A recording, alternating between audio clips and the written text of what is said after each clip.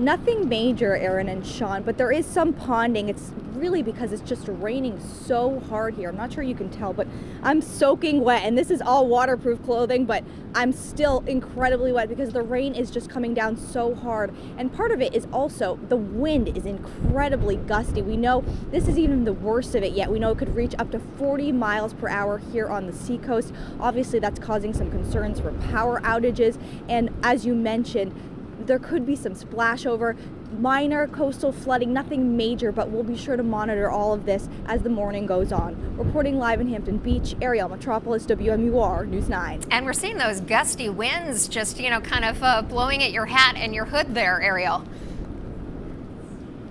It's funny, you guys mentioned losing my hat about a half hour ago. The minute I walked away, my hat went almost flying. So the wind is really starting to pick up. Hopefully I can hold on to my hat and I won't go flying, or me myself, I'm pretty little, so the wind is starting to pick up, but hopefully I can stay sturdy and stay where I am. All right, Ariel, find a place to get warm out there as well. Thank you very much.